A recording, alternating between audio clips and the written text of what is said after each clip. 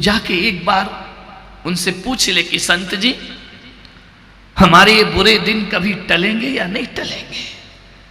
क्या हमारी सारी जिंदगी मेरी मां की गरीबी में गई? क्या वही अभावों का जीवन मैं भी जिंदगी भर जीता रहूंगा? दूसरों के टुकड़ों पर हम पलते रहेंगे, दूसरों की दया पे हम अपने तन को ढकते रहेंगे बेटा। उसने कहा मां तू चिंता क्यों करती है? बोले नहीं बेटा, एक बार तू संत जी के पास पहुंच जा, मेरा एक प्रश्न पूछा बस। देख बेटा, यदि नहीं भी टले बुरे दिन तो कोई बात नहीं है, तू एक बार उन संत का आशीर्वाद लेकर के आ जा। उसने कहा मां इतना जिद करती है, मैंने कभी तेरी आज्ञा नहीं तोड़ी। अमीरों के बच्चों के मुंह में जुबान नहीं होती है जो गरीबों के बच्चों के मुंह में माँ बाप के प्रति जबान हुआ करती है, ध्यान रखना। उसने कहा मां तू बिल्कुल चिंता मत कर, लेकिन तेरी खुशी के लिए मैं जरूर संत के पास जाऊंगा। बेटा आज ही चला जा। ज्वारी की रोटी बांध दी, फली की सब्जी दे दी, लेकिन क्या करे, बड़ा दूर था, पहले वाहन नहीं थे, गाड़ियां नहीं थी, और हों भी तो गरीबों को कौन गाड़ियां देता है। सुबह खा लिया,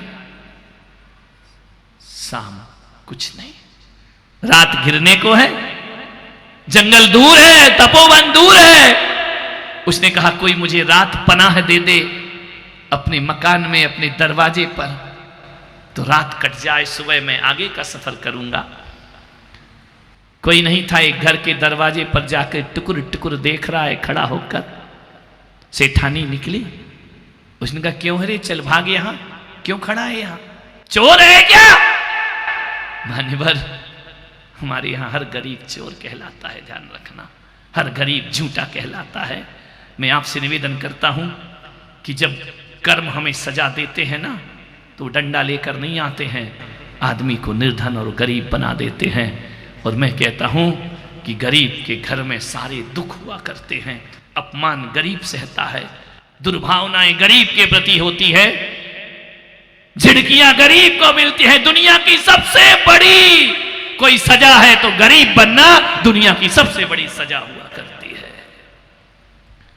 सेठानी ने कहा कौन है तू? बोले सेठानी रात घिर रही है, थोड़ा पानी पिलाओगी? सेठानी ने कहा लड़की से पिला दे पानी इसको। पानी पिया। कहां जा रहा बेटा? एक बहुत बड़े संत आए हैं, मेरी मां ने भेजा है, उनका आशीर्वाद लेकर के आ, बड़े पहुंचे हुए संत हैं। क्यों जा रहा बेटा? मां का एक प्रश्न लेकर के जा रहा हूं। बेटा एक काम कर, इसी बरामदे में सो जा। गरीब के कौन विश्वास करेगा कि बेडरूम में सुलाए? बरामदे में सुला दिया। सुबह उठ के चले जाना। अब अंधा क्या मांगे, दो आंखें, वो तो चाह रहा था थोड़ा सा आसरा मिल जाए। बरामदे में रात गुजारी, सवेरे उठा, सेठानी के चरण छुए, कहा बहुत बहुत धन्यवाद आपका कि आपने मुझे रात को पनाह दी। बेटा एक काम करेगा? बोले हाँ। बोले संत के पास जा रहा ना? बोले हाँ वहां जा रहा हूं। एक प्रश्न मेरा पूछ लेगा? अरे आप तो सेठानी, इतने पैसे वाली, नगर से, आपका क्या पूछना? बोले बेटा एक प्रश्न मेरा पूछ लेना। क्या प्रश्न मां? बोल। बोले इतना बोलना कि मेरी एक बेटी है, जवान हो गई है, बोलती नहीं है। पूछना संत से ये कभी बोलेगी, इसकी शादी होगी या नहीं होगी? उसने सोचा यार, मैं सोचता था मेरी मां ही दुखी है, गरीब ही दुखी है, यहां तो सेठानी भी दुखी है। बोले हाँ मां तूने पनाह दी है, मैं पूछ लूंगा। चलते जा रहा, चलते जा रहा, चलते जा रहा। जैसे ही चला 11 बज गए, बहुत प्यास लगी। देखा एक पेड़ के नीचे एक संत तपस्या कर रहे हैं, उनके पास कमंडल है। प्यासी निगाहों से देखा कमंडल की तरफ। संत ने कहा कौन है रे? बोले मैं राहगीर हूं, मुसाफिर हूं, मैं तपोवन में जा रहा हूं। क्या बोलता है? बोले मुझे प्यास लगी है बहुत, कंठ सूख रहा है, गर्मी के दिन है। संत हृदय नवनीत समाना, संत ने लिया कमंडल दिया, ले अपनी प्यास तृप्त कर ले, मेरे कमंडल का जल पी ले। उसने पानी पिया, संत को नमस्कार किया, संत जी आपका उपकार जिंदगी में नहीं भूलूंगा, आपने मुझे आज जीवन प्रदान किया है। बोले जा कहां रहा है? बोले एक बड़े संत के पास। बोले काय के लिए जा रहा है? मेरी माँ का एक प्रश्न है। बेटा संत ने कहा बेटा एक प्रश्न मेरा भी। बिना स्वार्थ के कोई किसी की सेवा नहीं करता है, ध्यान रखना। एक प्रश्न मेरा पूछ लेना। उसने कहा पूछ लूंगा। क्या पूछना है? बोले पूछ लेना। 12 वर्ष मुझे तपस्या करते हो गए, लेकिन आज तक मुझे बोधि की प्राप्ति नहीं हो रही, ज्ञान की प्राप्ति नहीं हो रही है। संत बन करके बैठा हूं, मेरा भविष्य पूछ के आना। उसने कहा ठीक है। मां दुखी, सेठानी दुखी, बाबा जी भी दुखी, कौन है संसार में सुखी? और आगे बढ़ा। एक किसान मिला, खेत में हल चला रहा है, भूख लग रही है, मां का भोजन तो कल ही खा लिया, पोटली में रोटी बंधी है। किसान के पास जाता है, किसान भाई मैं तुम्हारी हेल्प करूं? बोले नहीं नहीं बेटा मैं अपना खेत जोत लूंगा। कहां जा रहा है? बोले एक बड़े संत के पास, बड़ी भूख लगी है किसान भाई मुझे, तुम तो सारे जगत को भोजन देते हो, क्या मुझे भोजन नहीं दोगे? किसान ने कहा ले बेटा आधी रोटी, एक रोटी तू खा, एक मैं खाता हूं, खिला दिया भोजन। जाने लगा। किसान ने कहा कहां जा रहा? बोले संत के पास, प्रश्न लेकर जा। मेरा भी एक प्रश्न पूछेगा? अरे उसने कहा बुरे फंसे यार, जहां देखो वहां प्रश्न तैयार। बोलो किसान भाई तुमको क्या प्रॉब्लम है? बोले ये खेत है मेरा बहुत बड़ा, लेकिन इसमें फसलें नहीं आती हैं, इसमें फल लगाओ तो फल नहीं आते हैं, वृक्ष बढ़ता नहीं है, फसलें मजबूत नहीं आती हैं। जाकर के पूछना मेरे इस खेत में फसलें आएंगी या नहीं आएंगी? कभी आएंगी, 10 साल हो गए मुझे पसीना बहाता हूं, फल प्राप्त नहीं होता है। उसने कहा पूछ लूंगा। जैसे ही संत के पास पहुंचा, प्रणाम करके बैठ गया। संत ध्यानस्थ थे। संत ने आंखें खोली, कौन है रे तू? बड़ी दूर से आया हूं संत जी। क्यों आया है? आप पहुंचे हुए संत हैं, चाहता क्या है? बोले कुछ प्रश्न लेकर आया हूं। कुछ प्रश्न लेकर? बोले हां। क्या प्रश्न है तेरे? लेकिन एक बात याद रख, मैं एक दिन में 3 प्रश्नों के उत्तर देता हूं बस। प्रश्न कितने थे? कितने थे? उत्तर कितने के मिलना है? 3 के। सोच में पड़ गया, क्या करूं? किसका छोड़ूं? मम्मी का, सेठानी का, संत का या किसान का? चारों ने तो मेरे ऊपर बहुत उपकार किए हैं, मेरी मां का बहुत उपकार है। नहीं नहीं, मां का प्रश्न नहीं छोड़ सकता हूं। छोड़ा, चलो सेठानी का छोड़ देते हैं। फिर उसने सोचा यार इस लड़की की जिंदगी का सवाल है, सत्पुरुष था, सज्जन पुरुष था। उस सेठानी ने मुझे रात को रुकने की जगह दी। बेटी के लिए प्रश्न है, यदि मैं नहीं पूछूंगा तो अन्याय हो जाएगा। फिर सोचा यार वो बाबा का छोड़ो, बाबाओं का क्या है, मिले ज्ञान नहीं मिले। फिर उसकी आत्मा बोली पागल, जिसने तुझे पानी पिलाया उसने कोई सांसारिक प्रश्न तो पूछा नहीं, उसने तो यही पूछा है ना कि मुझे ज्ञान प्राप्त कब होगा। किसान का छोड़ देता हूं। भीतर से आवाज आई, खेत जोतता फसल उगाता तब सबको भोजन मिल पाता। किसान जैसा परोपकारी धरती पर कौन होगा? खुद पसीना बहाता है, खेत जोतता है, कृषि करता है, तब ये टाउन हॉल में बैठे हुए लोगों को भोजन मिल पाता है। ध्यान रखिए, किसान जैसा परोपकारी दुनिया में कोई दूसरा नहीं हुआ करता है। मान्यवर संत ने कहा जल्दी कर।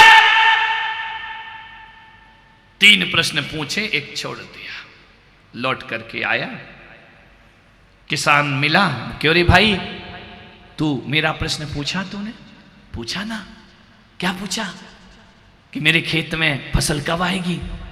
बोले किसान भाई तुम्हारे खेत में फसल जरूर आएगी। जरूर आएगी? बोले बरसात बहुत है, सब कुछ है, फसल नहीं है। बोले फसल जरूर आएगी किसान भाई, लेकिन तेरे खेत में बड़े बड़े 2-4 घड़े गड़े हैं जिसमें सोने की मोहरें हैं, जड़ें उससे टकराती हैं, फसलें पनप नहीं पाती हैं। सोने के घड़े गड़े हैं? बोले हाँ, खुदाई करो। जैसे खुदाई करी, इतने खुश मत हो सुनील, तुम्हें नहीं मिलना एक भी, ध्यान रखना। फटाफट खुदाई करी, देखा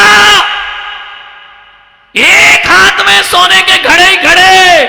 किसान ने कहा क्या कर दिया तूने, कमाल, एक रोटी के बदले सोने के घड़े। बैलगाड़ी लाओ। बच्चे ने कहा कि किसान भाई मैं चलूं। अरे पागल, ये सोने के घड़े तू लेकर के जाएगा, ध्यान रखना। मैं लेकर जाऊंगा? ये आपके हैं, आपके खेत में आए हैं। बोले खेत तो बरसों से है, लेकिन एक हाथ में घड़ा निकल आए, ये तो तेरी कृपा से हुआ है। और एक बात याद रख बच्चे, सोना तो पाया है तो खत्म हो जाएगा, खेत रहेगा तो आने वाली पीढ़ियां भी मेरी फसल उगाते रहेंगी। इस पे हमारा अधिकार नहीं है। इसे लेकर के तू सारे घड़े उठाए, बैलगाड़ी में रखे। उसने कहा किसान भाई ऐसा मत करो। बोले नहीं बेटा, ये लेकर के जा, मेरी खुशी के लिए लेकर के गया। ध्यान रखना, पैदल आया था, काय में गया?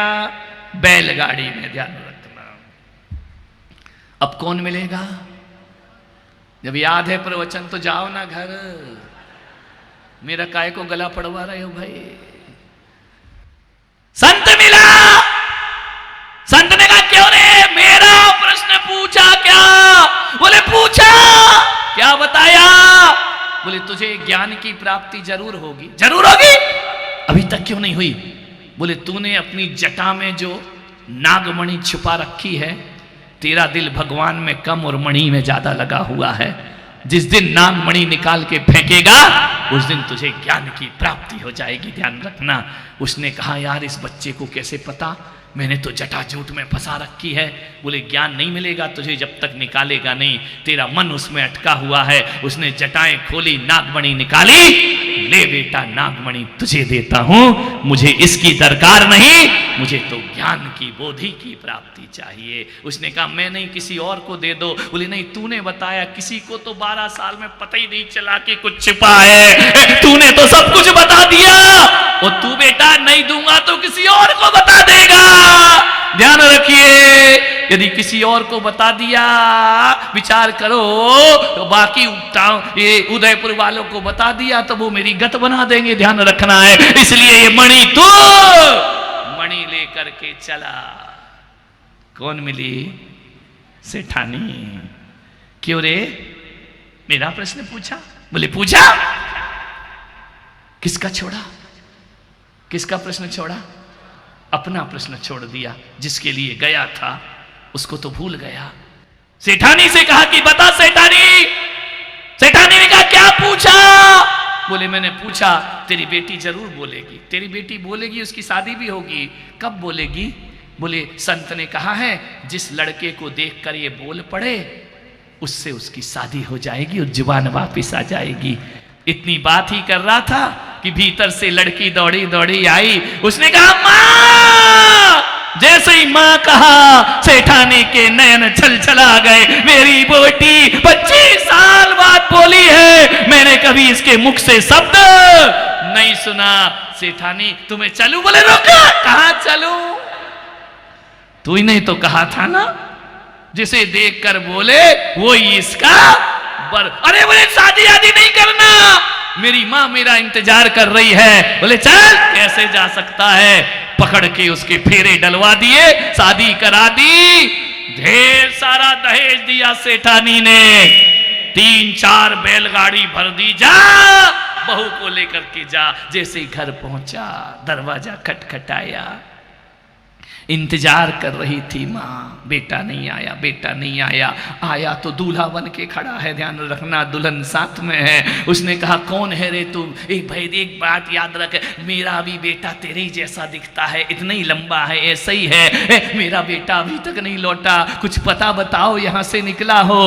देख रहा है, मुस्कुरा रहा है। मेरा बेटा बिल्कुल तेरे ही जैसा शक्ल का है, मेरा बेटा अभी तक नहीं लौटा है, कब से इंतजार कर रही हूँ बच्चे का। बोले माँ मैं ही तेरा बेटा हूं। तू मेरा बेटा नहीं हो सकता है, मेरा बेटा तो गरीब है, मेरा बेटा तो दरिद्र है। देख माँ बैलगाड़ी की बैलगाड़ियां खड़ी हैं सोने चांदी से, ये कौन है? ये तेरी लक्ष्मी है। माँ ने कहा पागल ये बता तूने कहां से चुराया है, कैसे चोरी की है तूने? माँ को विश्वास नहीं हुआ, माँ चोरी नहीं की है। मेरे प्रश्न का क्या हुआ? मैंने प्रश्न के लिए तुझे भेजा था। माँ मैं तेरे प्रश्न का उत्तर नहीं समाधान लेकर के आया हूं अपने साथ। देख समाधान लाया हूं। कौन है तू? मैं तेरा पुत्र हूं। रास्ते में जिन जिन ने प्रश्न पूछे मैंने सबके उत्तर ढूंढे, मेरा प्रश्न तेरा छोड़ दिया। माँ पागल है क्या? मैंने अपने लिए भेजा था। माँ यदि मैं अपना तेरा प्रश्न नहीं छोड़ता तो इतना बड़ा समाधान मुझको प्राप्त नहीं होता। ध्यान रखिए, आज मैं सब कुछ लेकर आया हूं। ध्यान रखना। महावीर ने कहा खुद जियो लेकिन दूसरों को भी जीने दो। मान्यवर जो अपने निजी स्वार्थों को छोड़ देते हैं, परमार्थ में जीते हैं, उनकी सहायता दोस्त यार परिवार नहीं, ऊपर वाला उनकी सहायता किया करता है। मेरे भाई सारी जगत की ये व्यवस्था है, रीति है। 10 मिनट आपके ज्यादा हो गए। यही कहूंगा आपसे कि कभी वक्त मिले, समय मिले तो अखबार रोज पढ़ते हो, मैगजीन रोज पढ़ते हो, कभी अपने आप को भी पढ़ने का प्रयास करो। वही यहां सब कुछ पाता जो दोनों हाथ लुटाता है। मान्यवर जो लूटोगे तो लुट जाओगे और लुटाओगे तो लौट कर वापिस आ जाएगा। ध्यान रखिए। मान्यवर आप सबने सुना, अनुग्रहित हूं। जय महावीर।